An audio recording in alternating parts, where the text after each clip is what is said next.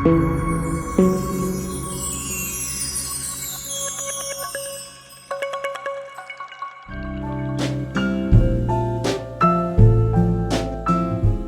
Students, Eklavya IAS academy में आपका स्वागत है। मैं हूं डॉक्टर शुभेंदु रॉय और आज जो हम टॉपिक डिस्कस कर रहे हैं वो है क्रोमोसोमल एबरेशंस, यानी कि जिसको हम हिंदी में बोलते हैं क्रोमोसोम का विपथन। तो इससे पहले क्रोमोसोमल एबरेशन को समझने से पहले हमें एक चीज़ समझना पड़ेगा, वो है जीनोम के बारे में। जीनोम किसको कहते हैं? तो जीनोम, जैसा कि इसका डेफिनेशन है, इसकी परिभाषा जो बताई गई है, ये कहा जाता है कि किसी भी ऑर्गेनिज्म का कंप्लीट सेट ऑफ डीएनए, किसी भी ऑर्गेनिज्म का कंप्लीट सेट ऑफ डीएनए, उसमें जो भी डीएनए या जो भी क्रोमोसोम मौजूद रहते हैं, जो भी जीन्स मौजूद रहते हैं, उसके कंप्लीट सेट को उसका जीनोम कहते हैं। तो इसलिए इसको कह रहा है कि genome is an organism's complete set of DNA including all of its genes. मतलब किसी भी ऑर्गेनिज्म में जितने भी जीन्स पाए जाते हैं, डीएनए पाए जाते हैं, उसको मिला के उसका जीनोम कहा जाता है। हर जीनोम जो है, किसी भी व्यक्ति का अगर हम जीनोम लें या किसी भी जीव का, किसी भी जंतु का जीनोम लें, तो जीनोम चूँकि कंप्लीट सेट ऑफ डीएनए है या कंप्लीट सेट ऑफ जीन्स है, उसके सारे जीन्स हैं, तो उसमें सारे इन्फॉर्मेशन उसमें मौजूद रहेंगे जो कि उसके जीवन के लिए, उसके जीवन काल के लिए, उसको मेंटेनेंस के लिए ज़रूरत है उस ऑर्गेनिज्म का, वो सारे इन्फॉर्मेशन उसमें मौजूद रहेंगे। तो ऑल द इन्फॉर्मेशन नीडेड, जो भी इन्फॉर्मेशन ज़रूरत है उसके जीवन काल को पूरा करने के लिए, वो सारे इन्फॉर्मेशन जीनोम में रहते हैं।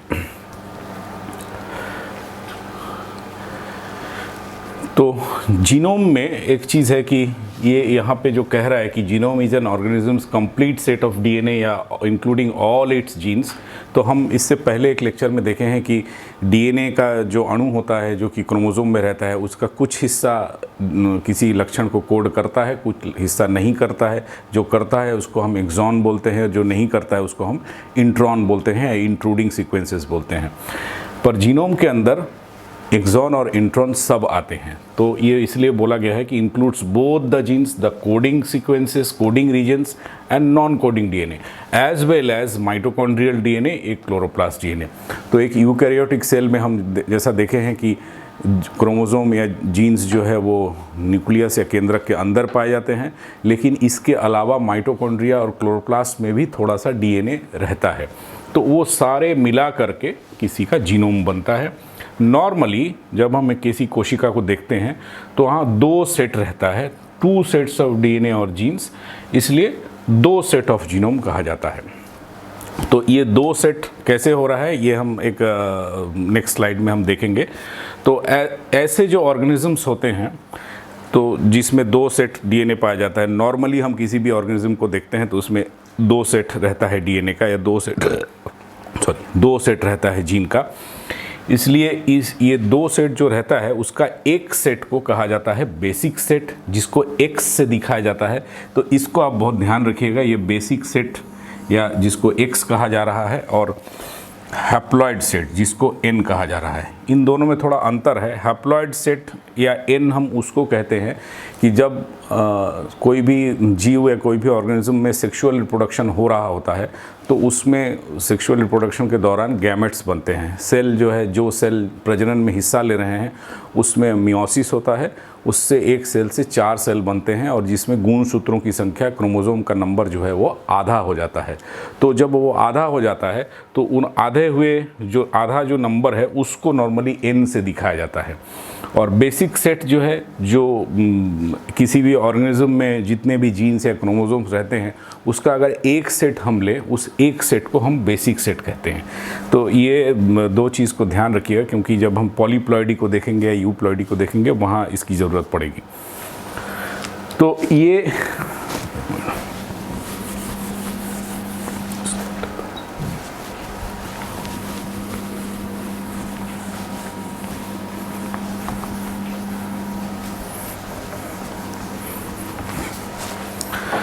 तो ये जो फोटोग्राफ है ये क्रोमोसोम्स ऑफ ह्यूमन जीनोम है। मतलब ह्यूमन में जितने क्रोमोसोम्स हैं तो क्रोमोसोम्स में जीन हैं, उन सारे को एक जगह दिखाया गया है। तो जैसा कि हम जानते हैं कि ह्यूमन में 46 क्रोमोसोम्स होते हैं या 23 जोड़े क्रोमोसोम्स होते हैं।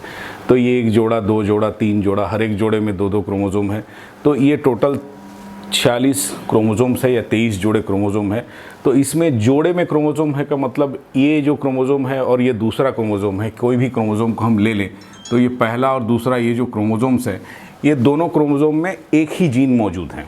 हो सकता है उसके ऑल्टरनेट फॉर्म्स हो, जैसे एक कलर का जीन है, अगर यहाँ पे आई कलर का जीन यहाँ पे है तो यहाँ पर भी आई कलर का ही जीन होगा। हो सकता है उसका एक दूसरा फॉर्म हो, पर जीन उसी कैरेक्टर को रिप्रेजेंट करने वाला वहीं पर होगा, क्योंकि जीन का एक फिक्स्ड लोकस होता है, हम पहले देख चुके हैं। तो हर जीन की 2 कॉपी मौजूद है या हर डीएनए का 2 सेट मौजूद है, हर क्रोमोसोम का 2 सेट मौजूद है। तो इसमें से अगर हम एक एक क्रोमोसोम को पिकअप करें कि ये एक, ये इसमें से एक, इसमें से एक, इसमें से एक, हर एक में से एक एक को पिकअप करें करके 46 क्रोमोसोम में से 23 क्रोमोसोम को एक एक सेट मिला करके एक सेट बनाएं, तो उस एक सेट को हम जीनोम कहेंगे। तो यहाँ पे जीनोम के 2 सेट हैं, यानी कि 23 जोड़े हैं। तो 23 जोड़े में से एक जोड़े में से एक को लेकर के अगर हम एक सेट बनाएं तो वो एक जीनोम हुआ। तो यहाँ पर 23 + 23 टोटल 46 क्रोमोसोम है, 23 जोड़े हैं। तो 23 जोड़े में से 23 को लेके अगर हम एक सेट बनाएंगे तो ये एक जीनोम होगा। तो इस 23 को लेके जब हम एक सेट बनाते हैं तो उसको हम उसका जीनोम कहेंगे। तो जीनोम को हम देखे थे कि उसको हम बेसिक सेट भी कहते हैं, क्योंकि ये 23 जोड़े में से इस 23 जोड़े में से जब हम 23 क्रोमोसोम को अलग करते हैं तो ये क्रोमोसोम, ये क्रोमोसोम, ये क्रोमोसोम, हर एक में से एक एक क्रोमोसोम हम लेते जाएंगे तो वो एक एक क्रोमोसोम बिल्कुल अलग अलग होंगे, उनका आपस में कोई सिमिलरिटी नहीं है। सिमिलरिटी कहाँ है? जो जोड़े के क्रोमोसोम है। तो इस जोड़े को अलग करके उसमें से एक एक लेंगे तो हमारा जो 23 क्रोमोसोम का एक सेट बनेगा उसको हम बेसिक सेट ऑफ क्रोमोसोम भी बोलेंगे। तो इसको हम यहाँ पे x नंबर से दिखाते हैं। तो x जो पिछले स्लाइड में हम देखे थे कि बेसिक सेट किसको बोलते हैं, तो इसी को हम बेसिक सेट ऑफ क्रोमोसोम्स बोलते हैं। तो यहाँ पे मतलब 2 सेट के क्रोमोसोम है, 2 सेट ऑफ क्रोमोसोम्स है, जिसको हम बेसिक सेट ऑफ क्रोमोसोम्स बोलते हैं।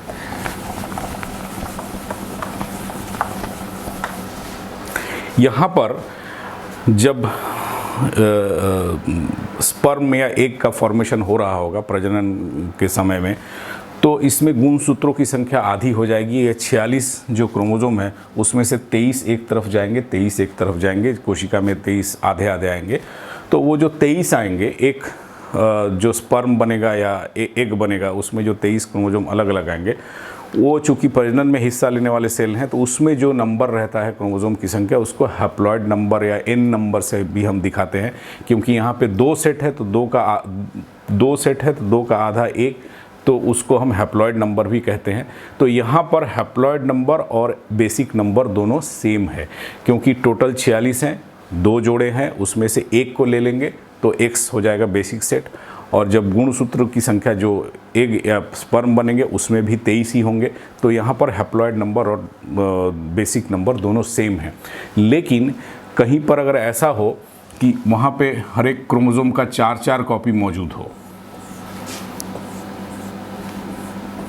हर एक क्रोमोसोम का मान लीजिए 4-4 कॉपी मौजूद हो, तो वहाँ पे जो टोटल संख्या हो जाएगी वो इससे डबल हो जाएगी। तो वहाँ पे 92 क्रोमोसोम हो जाएंगे। वहाँ पर जब अगर गैमेट फॉर्मेशन होगा या स्पर्म फॉर्मेशन होगा, एग फॉर्मेशन होगा, तो वहाँ पे जो गैमेट बनेगा उसमें 46 आ जाएंगे, क्योंकि अब टोटल जो है वो बढ़ गए हैं, 92 हो गए हैं, तो वहाँ पे 46 हो जाएंगे। तो वहाँ पे जो हैप्लॉइड नंबर या एन नंबर जो हम बोलेंगे वहाँ पे वो 46 होगा। लेकिन बेसिक नंबर तो वही रहेगा, क्योंकि बेसिक में हम एक एक क्रोमोसोम को ही लेते हैं जो उसका बेसिक क्रोमोसोम सेट है, जिसमें और कोई उसका डुप्लीकेशन या ट्रिप्लीकेशन नहीं है। तो जो बेसिक सेट है वो हमेशा सेम बना रहेगा। लेकिन जो गैमेटिक क्रोमोसोम नंबर या हैप्लॉइड नंबर जिसको एन हम बोलते हैं, उसकी संख्या बदलती रहती है, क्योंकि वो निर्भर करेगा कि कोशिका में कितने टोटल क्रोमोसोम्स हैं। अगर वो ज़्यादा है तो गैमेट जो बनेगा उसमें ज़्यादा क्रोमोसोम आएगा। तो और लेकिन बेसिक नंबर जो है, बेसिक जो एक एक क्रोमोसोम को लेकर जो सेट बना है वो हमेशा सेम ही बना रहता है।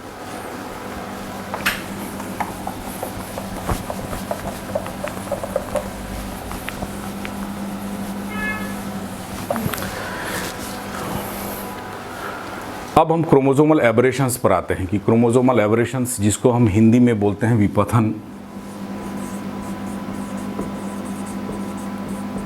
क्रोमोसोम का विपथन, क्रोमोसोमल एबरेशन क्या है। तो ये कह रहा है कि although most member of diploid species normally contain precisely 2 haploid chromosome sets. Normally जैसा कि हम शुरू में देखें कि कोई भी ऑर्गेनिज्म है, कोई भी जीव है, उसमें 2 सेट क्रोमोसोम रहते हैं, तो इसलिए 2 सेट रहता है, तो इसलिए उसको डिप्लॉयड बोला जाता है, क्योंकि 2 है तो डिप्लॉयड। तो डिप्लॉयड सेट ऑफ क्रोमोसोम रहते हैं, और उसमें डिप्लॉयड मतलब 2 कॉपी रहती है, तो एक सेट को हम हैप्लॉयड कहते हैं। तो 2 हैप्लॉयड या एक डिप्लॉयड सेट ऑफ क्रोमोसोम्स रहते हैं नॉर्मली। लेकिन ये जो डिप्लॉयड नंबर है, यानी कि 2 हैप्लॉयड सेट है, उसमें कभी कभी परिवर्तन होता है। तो बोल रहा है कभी कभी उसमें चेंज होता है। चेंज कैसा होता है? या तो नंबर ऑफ क्रोमोसोम में चेंज हो जाएगा। फॉर एग्जांपल जैसा हम ह्यूमन में देख रहे हैं कि 46 क्रोमोसोम है या 23 जोड़े हैं, उसमें 46 के जगह उसका नंबर अगर चेंज हो जाए, 45 हो जाए या 47 हो जाए, 48 हो जाए, ऐसा चेंज हो सकता है। या डिलीशन और डुप्लीकेशन ऑफ जीन्स और सेगमेंट्स, मतलब क्रोमोसोम का कोई हिस्सा जहाँ पे जीन मौजूद है उसका डुप्लीकेशन हो जाए, तो या तो क्रोमोसोम की संख्या में चेंज हो जाए, या क्रोमोसोम का कोई हिस्सा डबल हो जाए, डुप्लीकेट हो जाए, या कहीं पर उसका हिस्सा डिलीट हो जाए, कोई हिस्सा टूटकर अलग हो जाए। तो ऐसा जब होता है तो उसको हम बोलते हैं क्रोमोसोमल एबरेशंस या क्रोमोसोम विपथन। यानी कि क्रोमोसोम में चेंज, कैसा चेंज? या तो उसकी संख्या में चेंज हो जाए, या उसका आकार, उसका स्ट्रक्चर में कहीं किसी तरह से चेंज हो जाए, उसका कोई हिस्सा कट के निकल जाए या कोई हिस्सा डबल हो जाए। इस तरह का अगर जब भी होता है तो क्रोमोसोम का जो जीन का अरेंजमेंट है उसमें परिवर्तन हो जाता है, तो इसको हम बोलते हैं क्रोमोसोमल एबरेशंस। तो इस तरह के कोई भी चेंज, तो क्रोमोसोमल एबरेशन में क्या होगा? या तो क्रोमोसोम की संख्या में परिवर्तन हो जाएगा, जो कि हम देखे थे कि हैप्लॉयड सेट या बेसिक सेट है, और नॉर्मल डिप्लॉयड होता है, तो डिप्लॉयड में 2 सेट होते हैं, तो उसमें कुछ नंबर में चेंज हो जाए, या उसके स्ट्रक्चर में कहीं कुछ चेंज हो जाए। ऐसा स्ट्रक्चर में परिवर्तन या नंबर में परिवर्तन, उसको हम बोलते हैं क्रोमोसोमल एबरेशंस।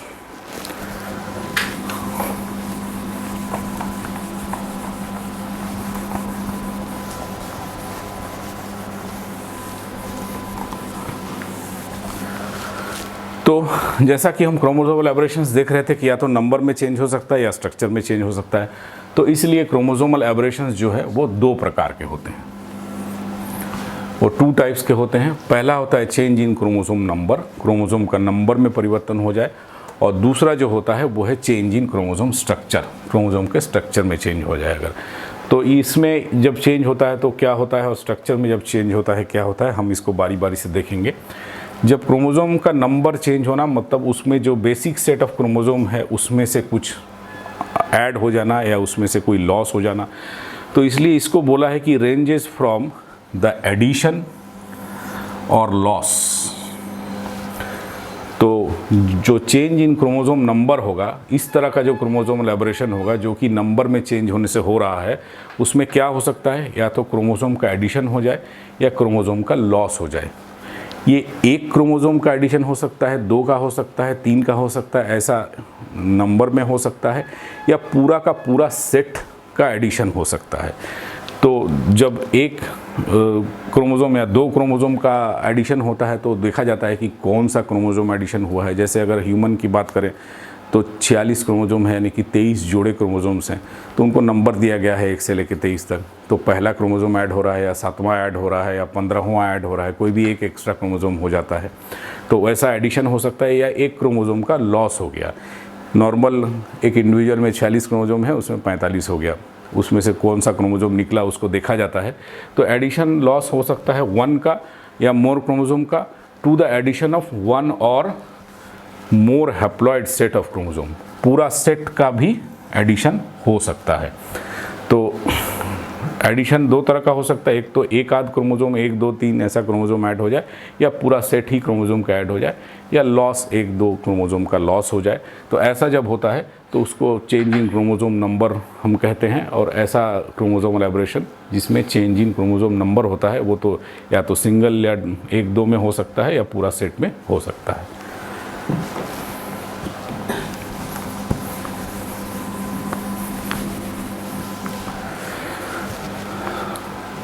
अब हम इसका कुछ टर्मिनोलॉजी देखेंगे कि जब क्रोमोसोम नंबर में चेंज होता है, जैसे एक क्रोमोसोम में चेंज हुआ, 2 में हुआ, 3 में हुआ या पूरा सेट चेंज हुआ, तो उसके लिए हम क्या टर्म्स यूज़ करते हैं।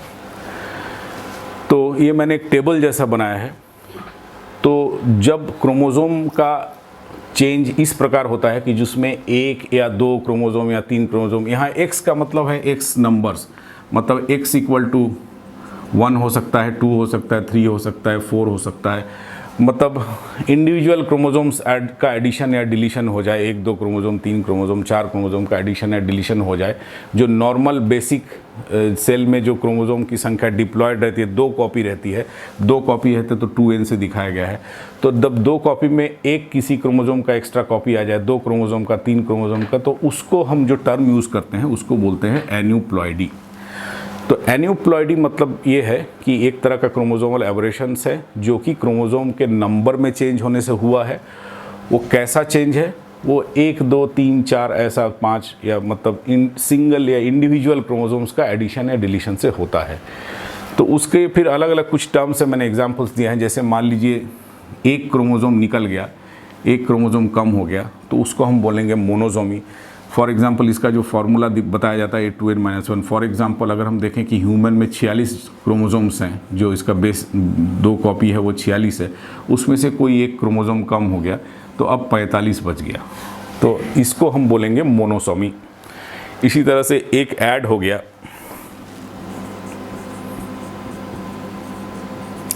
तो इसको हम बोलेंगे ट्राइसोमी। अब यहाँ पे कौन सा क्रोमोसोम कम हुआ है वो देखा जाता है और उसको बोला जाता है कि ऐसा कोई सेल जिसमें एक क्रोमोसोम कम हुआ है, वो कौन सा कम हुआ है, उसके आधार पर उसको नाम दिया जाता है। जैसे मान लीजिए 15वां क्रोमोसोम में के जोड़े में से एक क्रोमोसोम कम हो गया, तो हम उसको, उसमें क्रोमोसोम की संख्या टोटल में से एक घट जाएगी, 45 हो जाएगी, तो उसको हम बोलेंगे it is monosomic for 15th chromosome. तो बोलेंगे कि मोनोसोमिक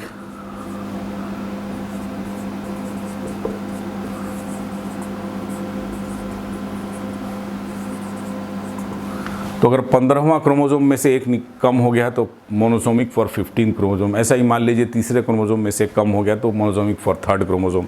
तो जो क्रोमोसोम का कम होता है उसके हिसाब से उसको बोलते हैं मोनोसोमिक।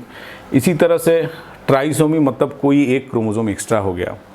तो मान लीजिए 21वां क्रोमोसोम एक्स्ट्रा हो गया, तो बाकी सब क्रोमोसोम के 2-2 कॉपी हैं, बाकी सब क्रोमोसोम 2-2 कॉपी में मौजूद है, लेकिन 21वां क्रोमोसोम का 3 कॉपी आ गया है, तो वो ट्राइसोमी हो गया। एक क्रोमोसोम एक्स्ट्रा हो गया तो उसको हम बोलते हैं ट्राइसोमी। ट्राई का मतलब होता है 3, मतलब कोई एक क्रोमोसोम का 2 की जगह 3 कॉपी आ गया है, तो टोटल नंबर 1 बढ़ गया, तो उसको फिर हम बोलेंगे it is trisomic for 21st chromosome. 21वां क्रोमोसोम के लिए ये कोशिका ट्राइसोमिक है।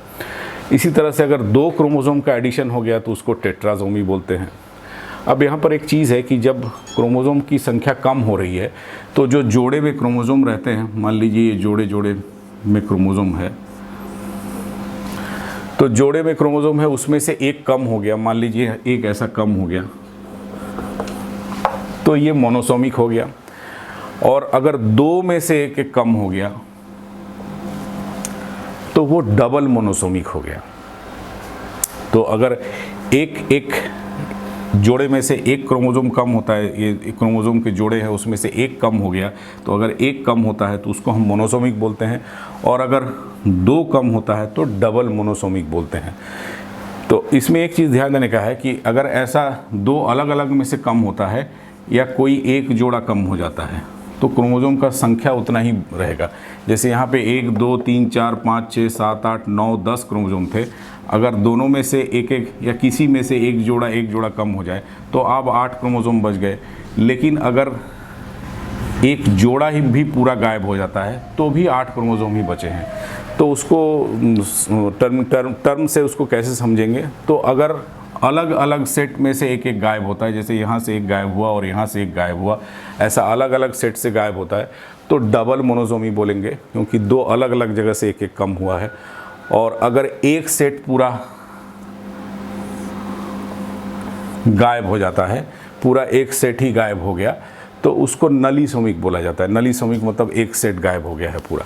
तो ये अलग अलग टर्म्स हैं, पर नॉर्मली ये मोनोसोमिक ट्राइसोमी ये इसी से ज़्यादा संबंध रहता है, क्योंकि नॉर्मली जो क्रोमोसोम्स का घटना बढ़ना होता है वो एक का घटना एक का बढ़ना ऐसा ही होता है। पूरा अगर इतना ज़्यादा घट जाएगा या बढ़ जाएगा तो उसका सेल का सर्वाइवल मुश्किल होता है, क्योंकि उतने सारे जीन निकल जाएंगे। तो ये है एन्यूप्लॉइडी। एन्यूप्लॉइडी मतलब जब क्रोमोसोम की संख्या में परिवर्तन हो रहा है, चाहे वो एक आध बढ़ रहा है एक आध घट रहा है, तो उसको एन्यूप्लॉइडी बोलते हैं। जब पूरा सेट का ही एडिशन होता है तो उसको हम बोलते हैं यूप्लॉइडी।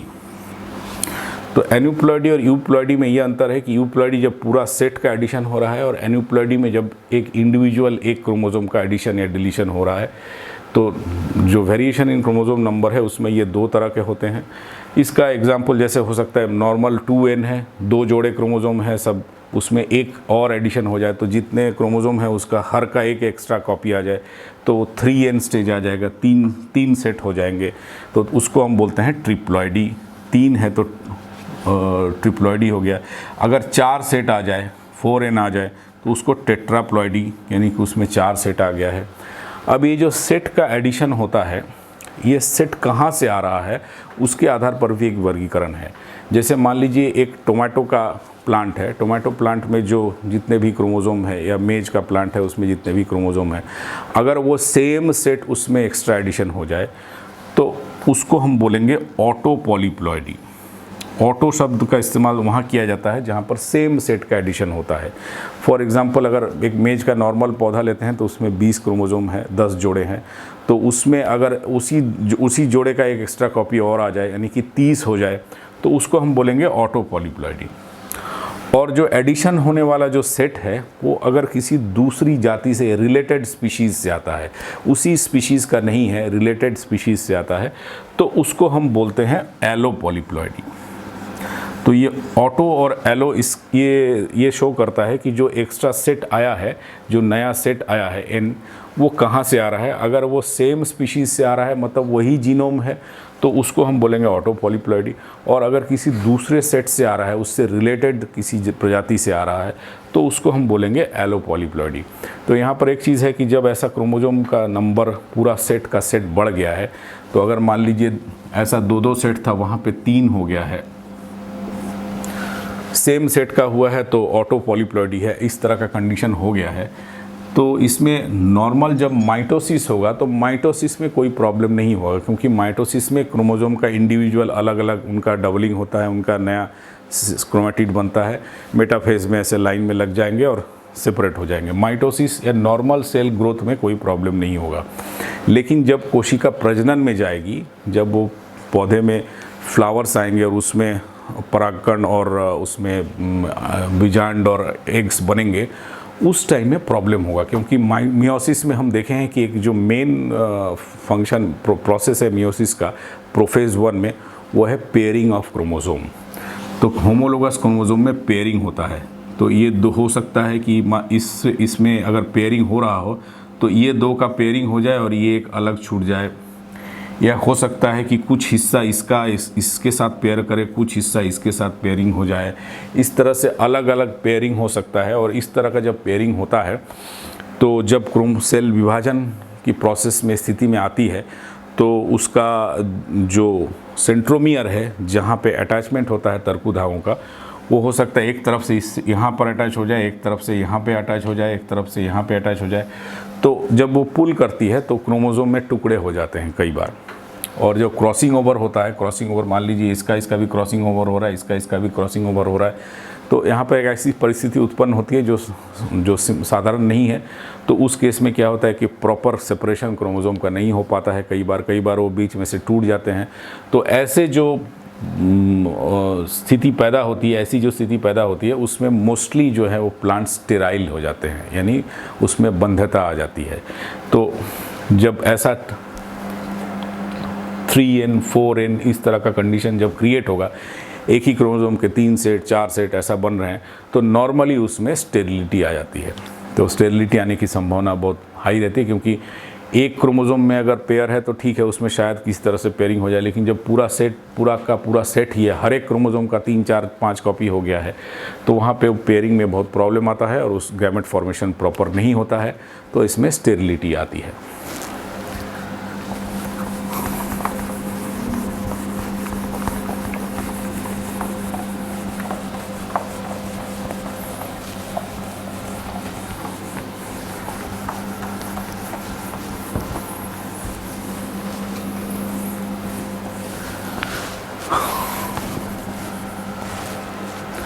तो जब ये इस तरह से नंबर में चेंज होता है तो इसका कारण क्या है, कैसे वो होता है, तो कॉज ऑफ ये वेरिएशन क्या है, तो ये बोलते हैं कि ये नॉन डिसजंक्शन से नॉर्मली होता है। नॉन डिसजंक्शन का मतलब ये है कि जब क्रोमोसोम का सेपरेशन हो रहा है विभाजन के समय में, वो ठीक से नहीं हो पाता है।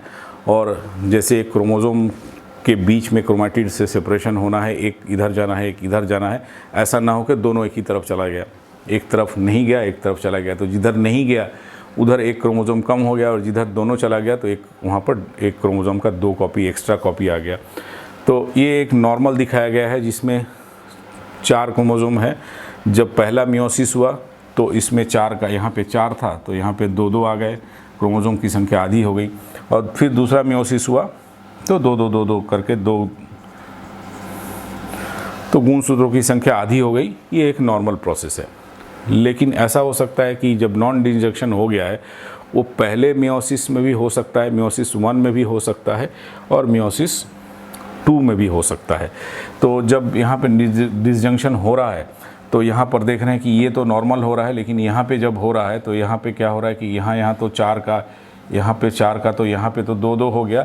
लेकिन जब ये वाला सेल का डिवीज़न हो रहा है तो शायद एक तरफ ये दोनों चला गया है, इस ये वाला क्रोमोसोम अलग नहीं हो पाया है, और ये पूरा का पूरा यहाँ चला आया है। तो यहाँ पे इसकी 2 कॉपी आ गई है और यहाँ से 1 कॉपी, तो यहाँ पे 3 क्रोमोसोम हो गए हैं और यहाँ पे 1 क्रोमोसोम हो गए हैं। तो ऐसा वाला परागकण या ऐसा वाला स्पर्म अगर किसी एक को फर्टिलाइज़ करेगा तो वहाँ पे बाकी सबका तो एक कॉपी, एक पेरेंट से 1 कॉपी, मदर से 1 कॉपी, फादर से आएगा तो 2-2 कॉपी हो जाएगी। लेकिन ये वाला क्रोमोसोम जो है एक्स्ट्रा हो जाएगा, तो 1 क्रोमोसोम वहाँ पे एक्स्ट्रा हो जाएगा। इसी तरह से अगर ये गैमेट किसी को फर्टिलाइज़ करता है तो वहाँ पे 1 क्रोमोसोम कम हो जाएगा। तो इसी तरह से यहाँ पहले डिवीज़न में ही नॉन डिसजंक्शन हो रहा है, तो ये 2-2 क्रोमोसोम, 2 इधर और 2 इधर जाने के बजाय इधर 3 चला गया है और इधर 1 आ गया है। तो ऐसा जब हो रहा है तो यहाँ पे देखें कि यहाँ पर 1 ही है, तो इससे जो अगला सेल बनेगा उसमें एक ही क्रोमोसोम आएगा। तो ये ज़्यादा खतरनाक है, क्योंकि यहाँ पर जो है पहले में ही कम हो गया, तो जो इसमें आधे जो गैमेट्स बन रहे हैं, जितने भी गैमेट्स बन रहे हैं उसमें आधे गैमेट्स में एबरेशन है, क्रोमोसोमल एबरेशन है। इसमें तो 1 ही में है, इसमें 50% में है, इसमें 25% केस में एबरेशन है, यहाँ पे 50% केस में, यानी कि 4 में से 2 में एबरेशन है। तो इस तरीके से नॉर्मली ये क्रिएट होता है। तो ये इसको हम नॉन डिसजंक्शन कहते हैं। ये नॉन डिसजंक्शन यानी कि क्रोमोसोम का प्रॉपरली सेपरेट होकर पोल पर ना जा पाना।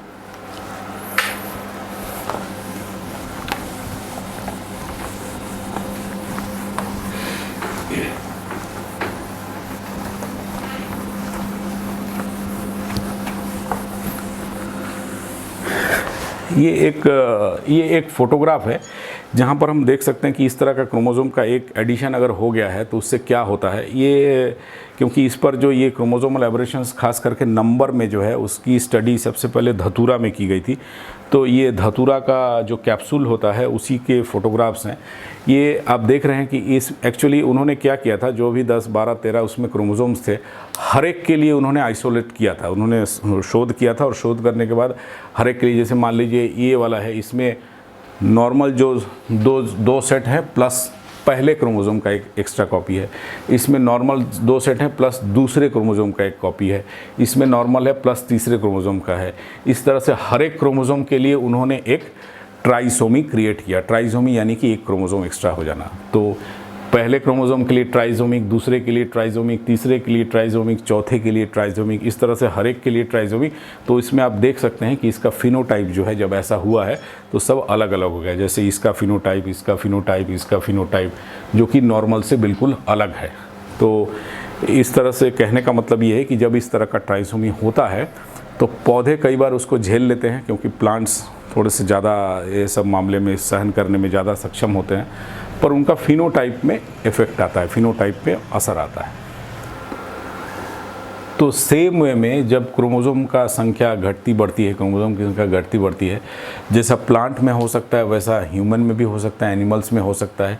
ये मैंने 2 एग्जाम्पल लिए हैं जिसमें ह्यूमन में क्रोमोसोम का एक एडिशन हो गया है और एक डिलीशन हो गया है।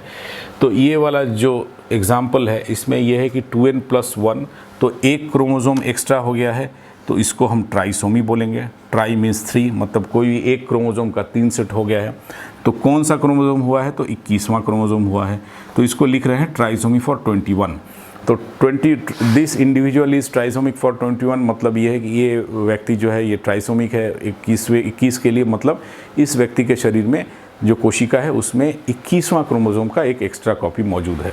अब ये होने से क्या होता है, इसको डाउन नाम के साइंटिस्ट ने इसको नामकरण किया था, तो उनके नाम से इसको डाउन सिंड्रोम बोला जाता है। तो ये बच्चे, जैसा कि आप देखेंगे, थोड़े से इनका ऐसा ये बहुत कॉमन है, इसलिए मैंने इसको लिया है। अगर आप अपने आसपास भी देखेंगे तो ये इस तरह का दिख जाएगा बच्चा। तो ये जो है बचपन में एकदम जब छोटे रहते हैं तो इनको पता नहीं चलता है, लेकिन जैसे जैसे ये बड़े हो जाते हैं तो इनमें इस तरह के लक्षण दिखने लगते हैं। इनका जो मेन प्रॉब्लम होता है वो ये मेंटली रिटार्डेड होते हैं, यानी इनका ब्रेन उतना विकसित नहीं हो पाता है। पर ये बोला जाता है कि अगर इनको ठीक से ट्रेन किया जाए तो कई बार ये कुछ बेसिक काम जो है ये कर लेते हैं, लेकिन बहुत ज़्यादा जिसमें ब्रेन का इस्तेमाल हो ऐसा काम ये नहीं कर पाते। पढ़ाई लिखाई वगैरह इतना इनसे नहीं हो पाता है। इनको छोटा मोटा आप ट्रेनिंग देके छोटी मोटी चीज़ें आप करवा सकते हो। तो ये एक कॉमन फीचर है जो देखने में आता है।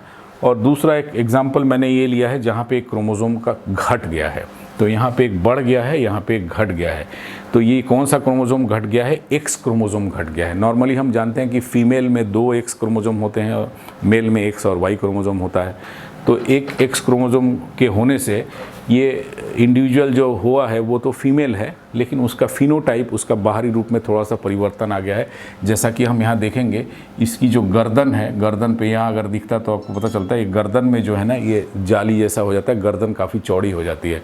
तो वेब्ड नेक इसको बोलते हैं, वेब हो गया है इसलिए वेब्ड नेक बोलते हैं। जैसा कि मेंढक के पैर के बीच में वेब रहता है, वैसा ही इसमें गर्दन में वेब जैसा बन जाता है।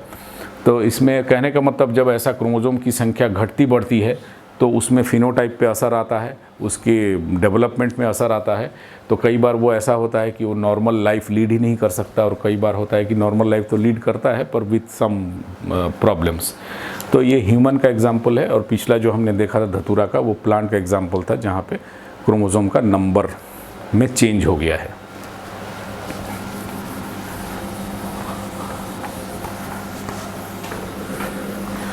तो ये था चेंज इन क्रोमोसोम नंबर, जहाँ 1-2 क्रोमोसोम की संख्या बढ़ गई है, जिसको एन्यूप्लॉइडी कहा जाता है।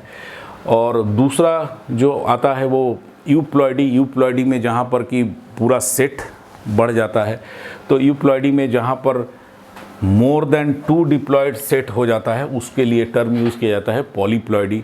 तो जैसा कि हम यूप्लॉइडी में देखे थे कि 3 सेट हो गया तो ट्रिप्लॉइड बोलते हैं, 4 सेट हो गया तो टेट्राप्लॉइड बोलते हैं। तो ये जो टेट्राप्लॉइड, ट्रिप्लॉइड या 5 सेट हो गया पेंटाप्लॉइड, इस तरह के जो कंडीशंस हैं उसको मिला के हम बोलते हैं पॉलीप्लॉइडी। तो पॉलीप्लॉइडी मतलब इसमें 3n भी हो सकता है, 4n भी हो सकता है, 5n भी हो सकता है, 6n भी हो सकता है। तो जो बेसिक नंबर है वो बढ़ गया है। तो चूंकि बेसिक नंबर बढ़ गया है, मतलब जो बेसिक सेट था, फॉर एग्जांपल ह्यूमन में 46 थे, तो उसमें से 23 का एक बेसिक सेट, एक जीनोम है, तो वैसा जीनोम के सेट इसमें बढ़ गए हैं। तो बढ़ते चले जाते हैं, तो इसलिए 2 से ज़्यादा जब सेट हो गए हैं, जैसे 3, 4, 5, 6 ऐसे हो गए हैं, तो उसके लिए हम पॉलीप्लॉइडी का टर्म यूज़ करते हैं। तो कंबाइंडली इन सबको, ये ऐसे यूप्लॉइड्स को जहाँ पे 3 है, 4 है, 5 है, 6 है, इसको कंबाइन वे में हम पॉलीप्लॉइड्स बोलते हैं। तो इंस्टांसेस मतलब ऐसी परिस्थितियाँ जहाँ पे मोर देन 2 हैप्लॉइड, मतलब मोर देन 2 से ज़्यादा हैप्लॉइड सेट का क्रोमोसोम मिलता है, उसको हम, वैसे कंडीशंस को हम पॉलीप्लॉइड करते हैं। तो यहाँ पे मोर देन 2 है, 3 है, 4 है, 5 है, ये सब पॉलीप्लॉइड के एग्जाम्पल्स हैं। तो उनका जो नामकरण किया जाता है वो किसके ऊपर आधारित है? Based on the number of sets. तो जितने नंबर ऑफ सेट्स हैं उसके आधार से उनका नामकरण किया जाता है। अगर 3 सेट है तो ट्रिप्लॉइड, 4 सेट है तो टेट्राप्लॉइड, 5 सेट है तो पेंटाप्लॉइड। तो ये इस तरह से इनका नामकरण किया जाता है। जैसा कि एग्जाम्पल में लिखा हुआ है कि a triploid has 3n chromosomes, a tetraploid has 4n chromosomes, pentaploid 5n and so on. ऐसा हेक्साप्लॉइड, ऑक्टाप्लॉइड होता जाता है। तो ये जो कंडीशन है, ये पॉलीप्लॉइडी का कंडीशन जो है, ये देखा जाता है कि नॉर्मली एनिमल में ये इनफ्रीक्वेंट है, मतलब एनिमल्स में ये इतना ज़्यादा नहीं मिलता है, बहुत कम देखने को मिलता है एनिमल्स में, खास करके जो बड़े एनिमल्स हैं उसमें तो नहीं ही देखने को मिलता है। तो एनिमल्स में जो मिलता है वो मेनली एन्यूप्लॉइडी है, यानी कि 1 या 2 क्रोमोसोम का घटना बढ़ना, और मोर कॉमन इन प्लांट। तो ये जो है प्लांट में जो है मोर कॉमन है। प्लांट स्पीशीज़, बहुत सारे प्लांट स्पीशीज़ ऐसे हैं जिसको कि हम आम तो ज़िंदगी में जिनका इस्तेमाल हम करते हैं भोजन के लिए, उसमें ये पॉलीप्लॉइडी पाई जाती है।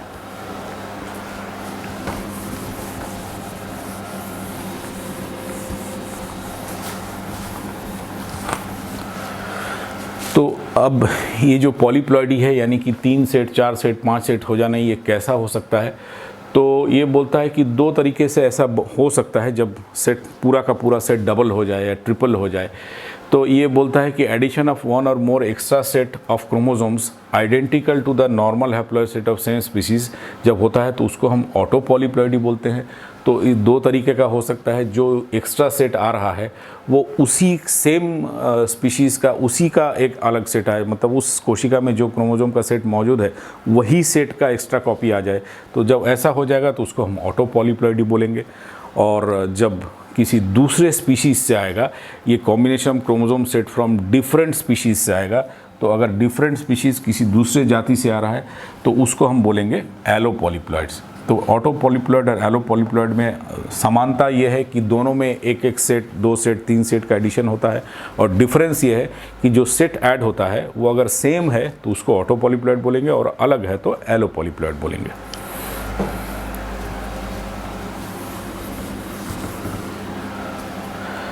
तो नेचुरली जब पौधे में हम देख रहे हैं कि पूरा का पूरा सेट ज़्यादा हो गया है, यानी कोशिका में मान लीजिए पहले उसमें 40 क्रोमोसोम थे, अब वहाँ पे 1 सेट हो गया, मतलब 40 क्रोमोसोम मीन्स 20 जोड़े थे, यानी कि 20 और 20 था, तो एक 20 का सेट और हो गया है, तो अब वहाँ पे 40 की जगह पे 60 क्रोमोसोम हो जाएगा। तो ऐसा हो जाएगा तो नेचुरली सेल का आकार बढ़ जाएगा, क्योंकि केंद्रक में क्रोमोसोम्स की संख्या ज़्यादा हो जाएगी। अगर 2 सेट बढ़ गया तो और 80 क्रोमोसोम हो जाएगा। तो इस तरह का जब क्रोमोसोम का नंबर बढ़ेगा पूरा सेट, तो केंद्रिका का आकार बढ़ेगा, सेल का आकार बढ़ेगा, तो सेल का साइज़ जो है वो थोड़ा बड़ा होगा, तो ऑर्गेनिज्म का भी साइज़ बढ़ जाता है। तो इसलिए बोलते हैं कि जनरली ऑटो पॉलीप्लॉइडी अगर होता है तो लार्जर देन देयर डिप्लॉइड्स। तो डिप्लॉइड जो होते हैं जिसमें 2 ही सेट है, उससे उनका साइज़ ज़्यादा होता है। तो इसका यूज़ क्या है, फ़ायदा क्या है? तो अगर फ्लावर्स है या फ्रूट है या इस तरह के कोई भी चीज़ें हैं जो कि कमर्शियल इंपॉर्टेंस की चीज़ है, जहाँ पर कमर्शियली उसका यूज़ किया जाता है, तो वो अगर बढ़ जाता है तो वो उससे लोगों को क्या है कि वो मोर अट्रैक्टेड होता है, लोगों के लिए ज़्यादा अच्छा होता है, मार्केटिंग के लिए वो ज़्यादा अच्छा होता है। तो ऐसी वैरायटियाँ जो है वो कमर्शियल वैल्यू उनकी बढ़ जाती है। तो जैसे फ्लावर और फ्रूट किसी ऑटो पॉलीप्लॉइड प्लांट का हम देखेंगे तो नॉर्मली वो साइज़ उसका बड़ा हो जाएगा। तो जब उसका साइज़ जो है वो बड़ा हो जाएगा, इंक्रीज़ हो जाएगा, तो नेचुरली एक डिप्लॉइड से वो उसका ज़्यादा मार्केट वैल्यू बढ़ जाएगा, क्योंकि वेट बढ़ जाएगा। तो इकोनॉमिकली कुछ एग्जांपल्स हैं, लेकिन इकोनॉमिकली इंपॉर्टेंट ट्रिप्लॉइड प्लांट्स, जैसे कुछ एग्जांपल्स मैंने दिए हैं, जैसे पोटैटो में रहता है, एप्पल्स में रहता है, कमर्शियल बनाना जो है, वाटरमेलन है जो सीडलेस या बहुत छोटे छोटे सीड्स मिलते हैं, अल्फ़ा, कॉफ़ी, पीनट्स, ऐसे बहुत सारे एग्जांपल्स आपको मिलेंगे जहाँ पे इसका इस्तेमाल कमर्शियली किया जाता है और प्लांट्स में ये चीज़, इस तरह की चीज़ें मिलती है। यहाँ पर जैसे आप देख सकते हैं कि जैसे पॉलीप्लॉइड्स मतलब 2 से ज़्यादा सेट वाले, जो हम वीट, कॉमन वीट जो हम यूज़ करते हैं खाने के लिए, उसमें 6 सेट होते हैं, उसकी गुणसूत्रों की संख्या 42 होती है। टोबैको जो है उसमें 4 सेट होता है, पोटैटो में भी 4 सेट होता है, बनाना में 3 सेट होता है, और इस तरह से बेरी है उसमें देखिए यहाँ स्ट्रॉबेरी में 8 सेट होता है, गुलाब में, शुगर केन में, ये सब में नंबर ऑफ़ सेट्स जो है और डिप्लॉइड से ज़्यादा ही मिलते हैं। तो इनका कमर्शियल इम्पोर्टेंस जो है वो प्लांट्स में बहुत ज़्यादा है, क्योंकि जो नॉर्मली जो बनाना हम खाते हैं वो ट्रिपल एन होता है, 3N होता है, उन्हें 3 सेट ऑफ क्रोमोसोम्स रहते हैं। तो ये ज़्यादा एक्सेप्टेबल है, क्योंकि अगर डिप्लॉइड बनाना को हम देखेंगे तो उसमें सीड्स पाए जाते हैं, तो वो सीड्स जो है वो अच्छा नहीं है, कमर्शियली वो यूज़फुल नहीं है। तो ट्रिप्लॉइड है तो उसमें सीड्स बहुत ही छोटे या नहीं होते हैं, बहुत छोटे होते हैं, जो कि कमर्शियली ज़्यादा एक्सेप्टेबल है। तो पॉलीप्लॉइडी का जो है वो प्लांट्स के केस में ये बहुत इम्पॉर्टेंट है, क्योंकि इसका कमर्शियल यूटिलाइजेशन बहुत ज़्यादा है।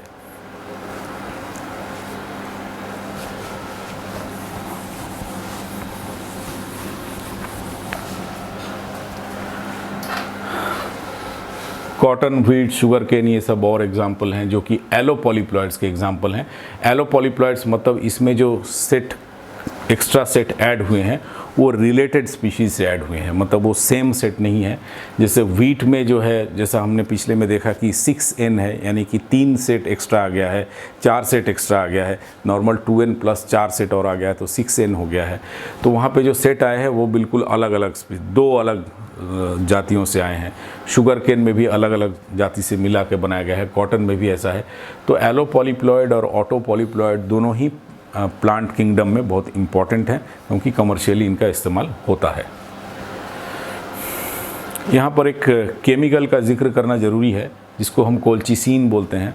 कोल्चिसिन एक केमिकल होता है जिसको कि अगर हम सेल जब विभाजन हो रहा है उसमें अगर उसमें डाला जाए तो जो स्पिंडल फाइबर्स या तरकू जो बनते हैं जो कि क्रोमोसोम को खींचते हैं दोनों पोल की तरफ, वो स्पिंडल फाइबर को बनना ये प्रिवेंट कर देता है। तो कोल्चिसिन का काम क्या है, ये प्रिवेंट करता है किसको, स्पिंडल फाइबर्स को बनना। तो जब स्पिंडल फाइबर को बनना प्रिवेंट करता है, जब खींचने वाला कोई चीज़ रहेगा नहीं तो क्रोमोसोम सेपरेट होकर दोनों पोल में नहीं जाएंगे।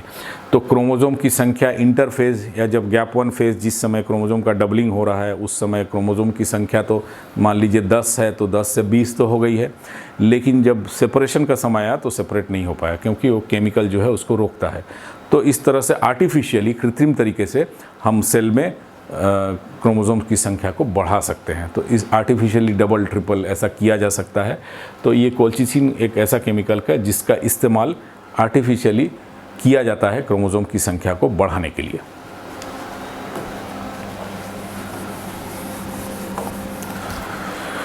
तो स्टूडेंट्स, ये जो हम पहले देखे वो था चेंज इन क्रोमोसोम नंबर। तो क्रोमोसोम नंबर में जो चेंज हुआ वो तो सिंगल क्रोमोसोम, 2 क्रोमोसोम 1-2 करके चेंज हो सकता है या पूरा का पूरा सेट चेंज हो सकता है। तो वो एक तरह का क्रोमोसोमल एब्रेशन हुआ। दूसरा जो क्रोमोसोमल एब्रेशन है जब क्रोमोसोम के स्ट्रक्चर में चेंज होता है। तो स्ट्रक्चर में क्या बोलता है कि इंक्लूड स्ट्रक्चरल चेंजेस, कैसा चेंज है जिसमें कि डिलीट हो गया है, ऐड हो गया है और रीअरेंजमेंट हो गया है। मतलब कि क्रोमोसोम का कुछ हिस्सा डिलीट हो गया है, 46 क्रोमोसोम है उसमें से किसी एक क्रोमोसोम का छोटा हिस्सा डिलीट हो गया, या किसी का एडिशन हो गया, कोई हिस्सा डबल हो गया, या उसी का रीअरेंजमेंट हो गया। मतलब जो जीन्स या जो क्रोमोसोम का हिस्सा एक क्रोमोसोम में था वो वहाँ से कहीं दूसरे में चला गया, इस तरह का अगर कुछ हो गया तो ऐसा जो होता है तो उसको हम बोलते हैं चेंज इन क्रोमोसोम स्ट्रक्चर। तो ऐसे को हम स्ट्रक्चरल एब्रेशंस बोलते हैं। तो जो नंबर में हुआ उसको न्यूमेरिकल एब्रेशंस बोलेंगे और जो स्ट्रक्चर में हुआ स्ट्रक्चरल एब्रेशंस बोलेंगे। तो ये क्यों होता है स्ट्रक्चर में चेंज, इस तरह का डिलीट हो जाना या ऐड हो जाना? तो ये बोलते हैं कि इसका कारण कुछ एकदम फिक्स ऐसा कारण नहीं है, पर हो सकता है कि कहीं पर ब्रेक हो गया है क्रोमोसोम में, कहीं पर ब्रेकेज हो गया है, कहीं उसका कोई हिस्सा टूट गया है, तो ब्रेक होने से हो सकता है, और जिससे कि आइदर लॉस हो जाएगा या वो हिस्सा जा कर के कहीं टूट गया, वो किसी दूसरे क्रोमोसोम में अगर एक्सीडेंटली जुड़ गया तो वहाँ पर चला जाएगा। तो क्रोमोसोम में जो जीन्स हैं उनका रीअरेंजमेंट हो जाएगा क्योंकि एक क्रोमोसोम में जो जीन थे उसमें से कुछ कट के दूसरे में चले गए। तो इस तरह से नॉर्मली 1 या 2 1 और मोर क्रोमोसोम में कई जगह एक ब्रेक हुआ या एक ब्रेक होकर वो टुकड़ा अलग हो गया तो डिलीट हो गया, या कहीं 2 जगह ब्रेक हो गया, यहाँ से टूटा वहाँ जाके जुड़ गया। तो इस तरह की चीज़ें होती है। तो इससे आइदर लॉस हो सकता है या रीअरेंजमेंट हो सकता है। अगर एक ब्रेक हुआ तो उससे जो टुकड़ा बना हो सकता है वो लॉस हो जाए, क्योंकि सेंट्रोमियर जब नहीं रहेगा उसमें, तो सेंट्रोमियर नहीं रहेगा तो जब सेल विभाजन होगा, डिवीजन होगा तो जुड़ेगा नहीं स्पिंडल फाइबर से या तरकू धागों से, तो दूसरे तरफ दोनों पोल में जाएगा नहीं और वो बीच में ही रह जाएगा, और जब सेल का विभाजन होगा तो उसका लॉस हो जाता है। तो आइदर ब्रेक से हो सकता है, और उस एक ब्रेक या 2 ब्रेक या कई ब्रेक से ऐसा होने से नॉर्मली ऐसा हो सकता है। तो जैसा कि हम देख रहे थे कि स्ट्रक्चरल चेंजेस जो होता है वो क्रोमोसोम का किसी हिस्सा में का डिलीशन हो जाना या किसी का डुप्लीकेशन हो जाना या जीन्स का रीअरेंजमेंट हो जाना, इसकी वजह से होता है। तो यहाँ पे एक डायग्राम के थ्रू मैं वो दिखा रहा हूँ आपको। तो इसमें नॉर्मली ऐसे चेंजेस जो है वो 4 तरह के होते हैं। पहला होता है डिलीशन, दूसरा होता है डुप्लीकेशन, तीसरा होता है इन्वर्शन, और चौथा जो है वो होता है ट्रांसलोकेशन। तो इस तरह के जो क्रोमोसोम में स्ट्रक्चरल चेंजेस होते हैं वो नॉर्मली 4 तरह के होते हैं: deletion, duplication, inversion and translocation. तो डिलीशन, जैसा कि हम शब्द से समझ रहे हैं, डिलीशन का मतलब डिलीट हो जाना। तो ये यहाँ पर एक क्रोमोसोम को दिखाया गया है, ये इसका सेंट्रोमियर है, ये क्रोमोसोम के 2 आर्म हैं, और यहाँ पर ABCDEF जो है ये जीन्स को सिंबॉलिक तौर पे दिखाया गया है कि इस क्रोमोसोम में ऐसे ABCDEF ऐसे 6 जीन्स हैं। तो ये जो है ये जीन्स को दिखाया गया है, जीन्स के लिए है।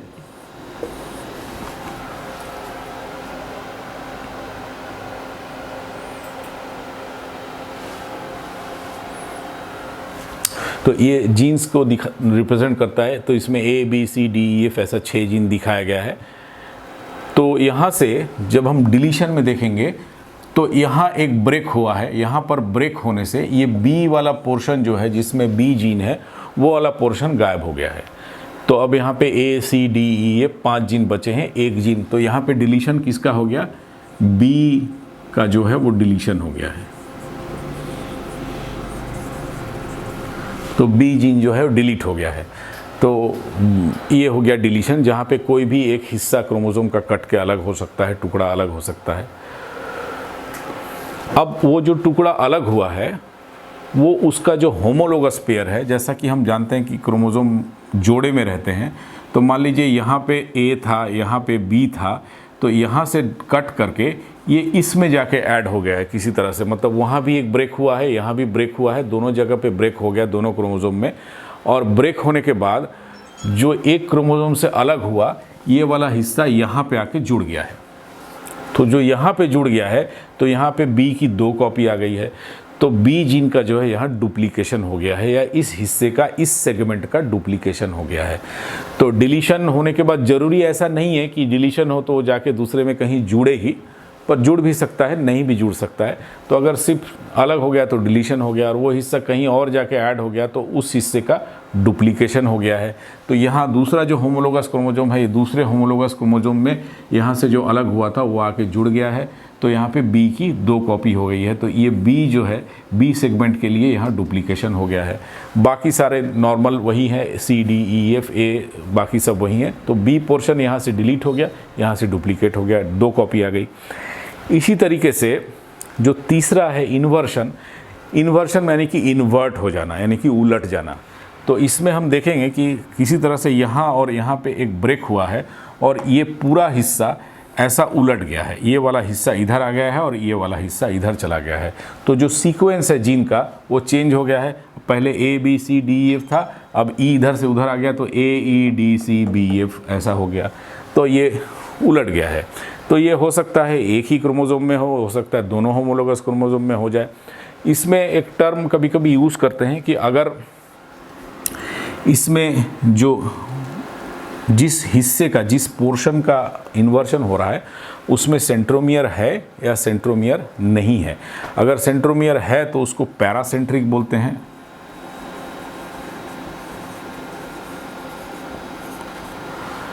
और अगर सेंट्रोमियर नहीं है, कि मान लीजिए यही का हिस्सा, इतना ही हिस्सा यहाँ से यहाँ यही चेंज होके हो जाता, तो फिर ये सीक्वेंस क्या हो जाता है? ये सीक्वेंस ऐसा हो जाता है ACB, फिर सेंट्रोमियर और फिर DEF, ये जैसा का वैसा रहता। तो अगर ऐसा इन्वर्शन जहाँ पे सेंट्रोमियर इन्वॉल्व नहीं है तो उसको पेरीसेंट्रिक बोलते हैं।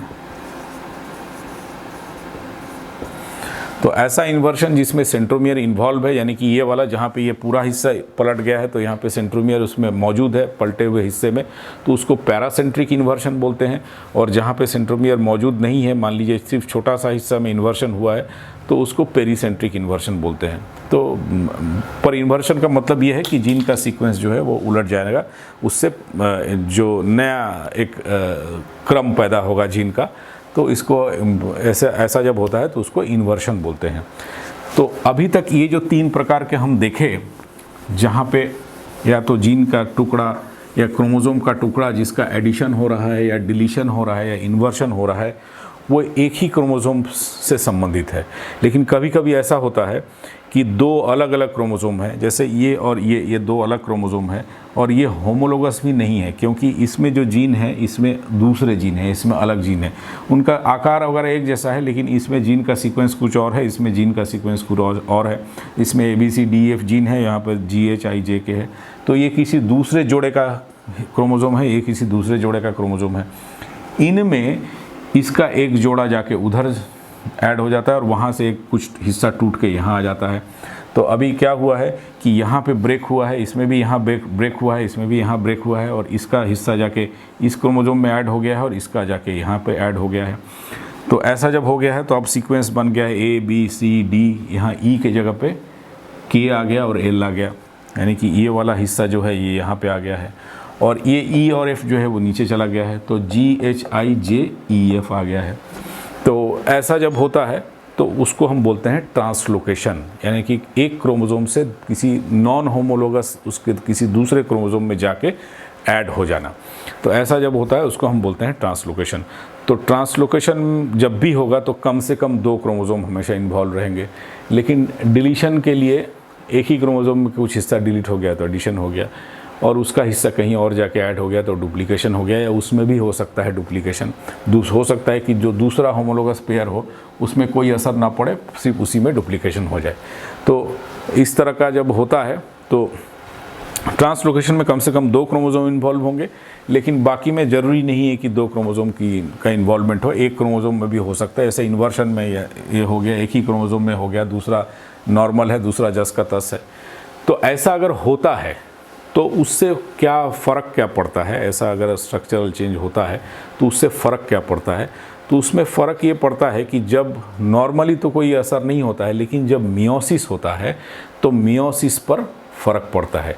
जैसे हम यहाँ देख रहे हैं कि ओरिजिनल क्रोमोसोम ये था जिसमें A B C D, एक ओरिजिनल क्रोमोसोम था जिसमें A B C D E और F ऐसा करके एक क्रोमोसोम था, और तो उसका जो होमोलोगस पेयर है उसमें भी वैसा ही होगा, जो जोड़ा है होमोलोगस क्रोमोसोम को जोड़ा उसमें भी ऐसा ही होगा।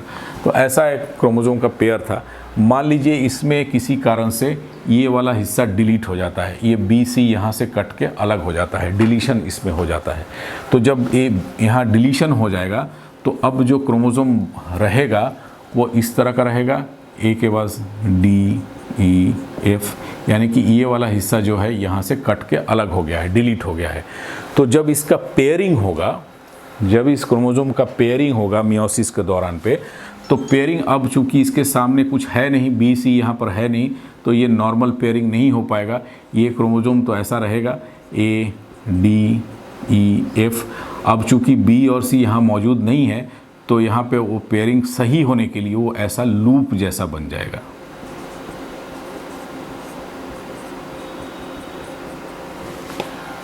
तो इस तरह का लूप फॉर्मेशन हो जाता है।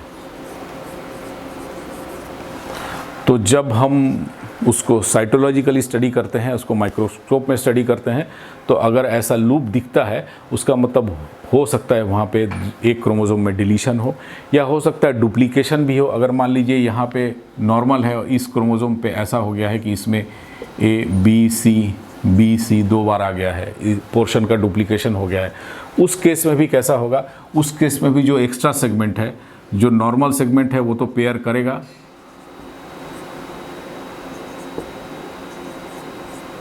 जो नॉर्मल सेगमेंट है वो तो पेयर करेगा, लेकिन जो एक्स्ट्रा सेगमेंट आ गया है, बी सी का जो एक्स्ट्रा सेगमेंट आ गया है वो जो है ऐसा लूप बनाएगा। तो आइदर डिलीशन हो या डुप्लीकेशन हो, दोनों ही स्थिति में इस तरह का लूप देखने को मिल सकता है। तो इस तरीके से क्या होता है कि जब ऐसा होता है तो इसमें क्रोमोसोम का पेयरिंग और उसमें क्रॉसिंग ओवर, उसमें कभी कभी डिफ़िकल्टी आ सकती है। तो इस तरह का लूप फॉर्मेशन अगर हो जाता है तो लूप फॉर्मेशन कभी कभी फिर यहाँ से हो सकता है कि ये टुकड़ा किसी कारण से कट के निकल जाए।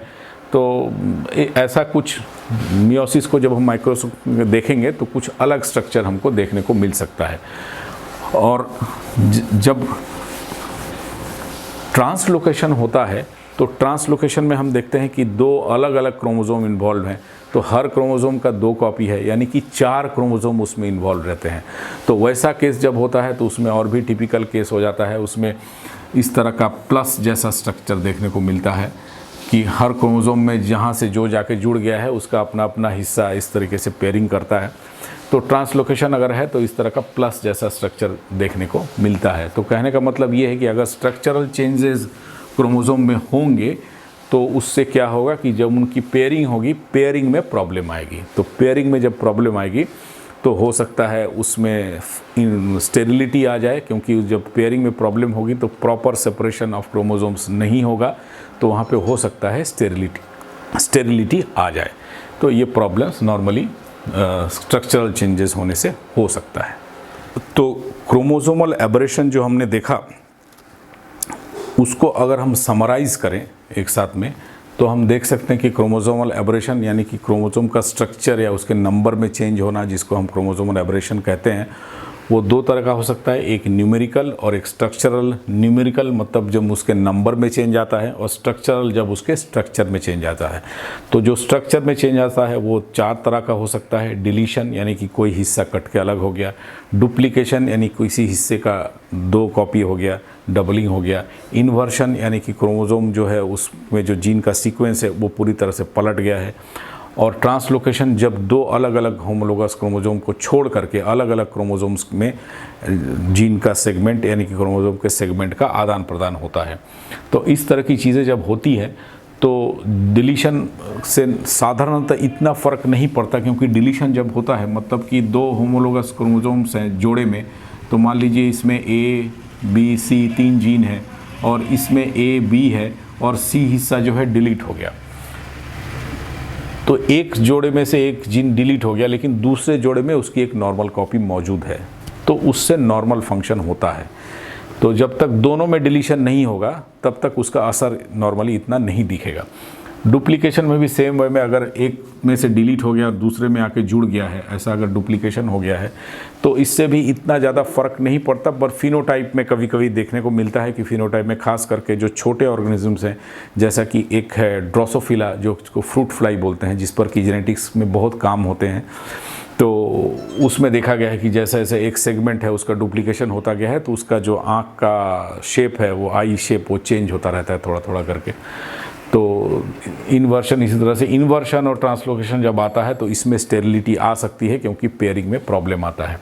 जो न्यूमेरिकल चेंजेस हैं उसमें 2 तरह के हैं, एन्यूप्लॉइडी और यूप्लॉइडी। एन्यूप्लॉइडी मतलब कि नंबर्स 1, 2, 3 ऐसा नंबर में घटना बढ़ना हो रहा है, और यूप्लॉइडी में जब पूरा का पूरा सेट ही एडिशन हो रहा है। तो जैसे एक क्रोमोसोम नंबर कम हो गया तो उसको 2n-1 से दिखा रहे हैं, तो उसको हम बोलते हैं मोनोसोमिक। मोनो मीन्स 1, एक का कम हो जाना। एक ऐड हो गया, तो जो ऐड हुआ है वो किसी एक क्रोमोसोम ऐड हुआ है जिसका ऑलरेडी 2 क्रोमोसोम जोड़े मौजूद हैं, तो उसका 3 कॉपी हो गया, तो वो ट्राइसोमिक हो गया। अब वो ट्राइसोमिक हो सकता है किसी एक क्रोमोसोम का ऐड हुआ है, मान लीजिए जैसे हम डाउन सिंड्रोम में देखें कि 21वां क्रोमोसोम ऐड हो गया है, तो वो ट्राइसोमिक हो गया, मतलब उसमें 21वें के 2 कॉपी यहाँ है प्लस 1 कॉपी हो गया। कभी कभी ऐसा होता है कि किसी 2 अलग अलग क्रोमोसोम का 1-1 कॉपी बढ़ गया, तो जैसे मान लीजिए 21वां का बढ़ गया और 18वां का बढ़ गया, तो 18वां का भी 1 कॉपी एक्स्ट्रा हो गया, 21वां का भी 1 हो गया, तो दोनों के लिए वो ट्राइसोमिक है। तो ऐसे को हम बोलेंगे डबल ट्राइसोमिक, मतलब वो 21वें क्रोमोसोम के लिए भी ट्राइसोमिक है, 18वां क्रोमोसोम के लिए भी ट्राइसोमिक है, दोनों का 1-1 एक्स्ट्रा हो गया है। तो 1+1 दिखा रहे हैं। जब ऐसा 1+1 अलग अलग दिखा रहे हैं, मतलब ये अलग अलग जोड़े में से एक्स्ट्रा कॉपी बना है, तो इसको डबल ट्राइसोमिक बोलते हैं। और जब एक ही होमोलोगस जोड़े का 2 एक्स्ट्रा हो जाए तो उसको टेट्रासोमी बोलते हैं। यहाँ पर ध्यान देने वाली चीज़ ये है कि यहाँ पर भी 2n+2 है और यहाँ पर भी 2n+2 है। तो उस तरह से देखेंगे, न्यूमेरिकली देखेंगे तो क्रोमोसोम की संख्या दोनों जगह बराबर है, लेकिन यहाँ पर सेम जोड़े का 2 कॉपी हो गया है, यहाँ पर अलग अलग जोड़े में से 1-1 हो गया है। तो इस तरीके से आप और बना सकते हैं पेंटाजोमी, हेक्साजोमी, जितना एक क्रोमोसोम एक्स्ट्रा होता जाएगा। तो ये हुआ एन्यूप्लॉइड्स, जिसमें एन्यूप्लॉइड्स का जो मेन यूज़ है, इस्तेमाल है, वो इसमें किया जाता है प्लांट्स में कि जीन का ना होने से उसके फंक्शन पर क्या इफ़ेक्ट पड़ता है, या उसका एक्स्ट्रा कॉपी होने से उसके फंक्शन पर क्या इफ़ेक्ट पड़ता है उसके लिए। मान लीजिए कोई एक प्लांट है जिसमें एक क्रोमोसोम को कम कर दिया गया, तो उस एक क्रोमोसोम के ना होने से उसकी सेहत पर क्या असर पड़ेगा, यानी कि उसमें जो जीन है उसका फंक्शन नॉर्मली में क्या होता है वो पता चलता है। जब जो जीन नहीं होगा, वो क्रोमोसोम नहीं होगा, तो वो जीन्स नहीं होंगे तो उनका फंक्शन नहीं दिखेगा। तो उससे हम ये पता लगा सकते हैं कि वो जीन का काम उसमें क्या है, नॉर्मल उसमें काम क्या है। और यूप्लॉइडी जिसमें कि पूरा का पूरा सेट ऐड हो रहा है, ये बहुत ही कमर्शियली इम्पॉर्टेंट है। तो जितने भी स्ट्रक्चरल या न्यूमेरिकल एब्रेशंस है, क्रोमोसोमल एब्रेशन, उसमें कमर्शियली जो सबसे इम्पॉर्टेंट है वो है यूप्लॉइड, क्योंकि यूप्लॉइड में पूरा सेट ऐड हो रहा है और इनका कमर्शियली बहुत इम्पॉर्टेंट ये है।